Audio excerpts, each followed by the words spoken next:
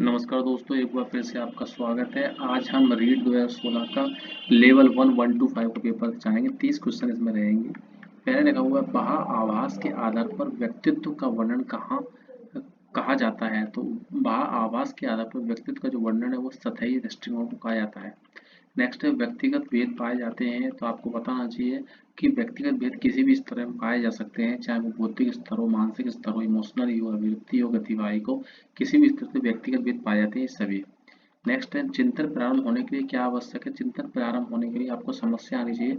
जब आपके पास समस्या होगी उसके बाद ही आप चिंतन उसमें कर सकते हो। इस समस्या से इस समस्या को चिंतन के माध्यम से सॉल्व किया जा सकता है।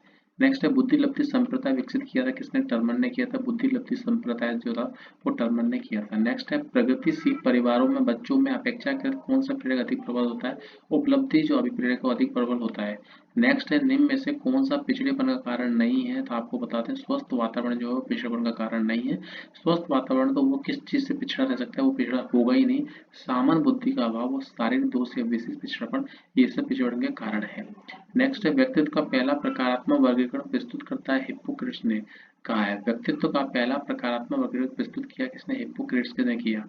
नेक्स्ट है सामान्य तथा विशिष्ट कारक सिद्धांत के प्रतिपादक स्पीयरमैन है, जिन्होंने जी और एस का फैक्टर दिया था, याद रख लीजिए। स्पीयरमैन ने सामान्य मतलब जनरल, विशिष्ट मतलब स्पेसिफिक, जीएस फैक्टर कारक दिया था, वो एक स्पीयरमैन थे।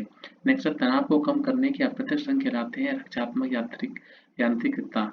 नेक्स्ट है मस्तिष्क की संरचना तथा कृतियों में विभेद का कारण है डिसलेक्सिया। डिसलेक्सिया मस्तिष्क की संरचना और कृतियों में कर्म के विभेद का परिणाम है। नेक्स्ट है जिन बालकों की बुद्धि लब्धि है साधारणतः उन्हें मानसिक न्यूनता ग्रसित की श्रेणी का 70 से कम, जिसकी बुद्धि लब्धि 70 से कम।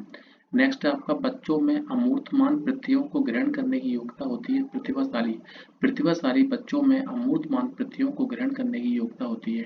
प्रतिभाशाली बच्चों में अमूर्तमान प्रत्ययों को ग्रहण करने की योग्यता होती है। नेक्स्ट निम्न में से कौन सा मूल्यांकन का आकार नहीं है। मानक।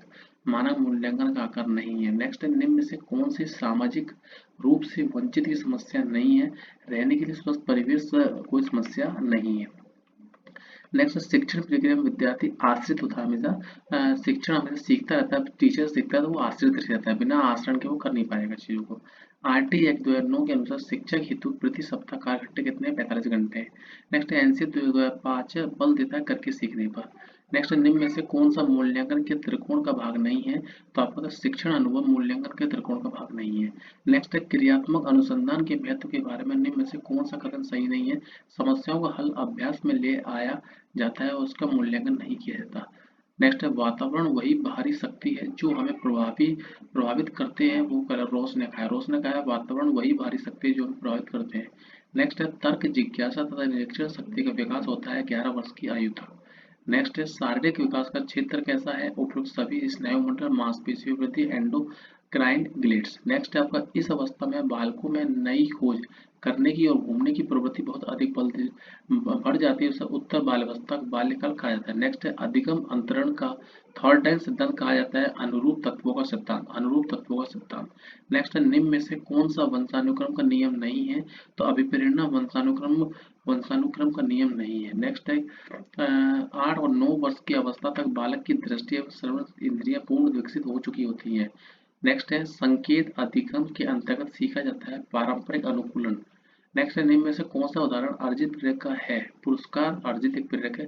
भूख स्वतः ही आ जाती है, रुचि स्वतः ही आती है नहीं। भूख खुद रुचि हम ले सकते हैं किस चीज में, तो भूख और विश्राम जो है वो स्वतः है। बाकी पुरस्कार और जो रुचि है वो अर्जित प्रेरक होता है।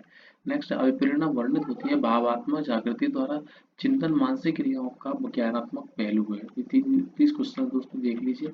बाकी नेक्स्ट वीडियो में नेक्स्ट टाइम बात करेंगे। नमस्कार दोस्तों।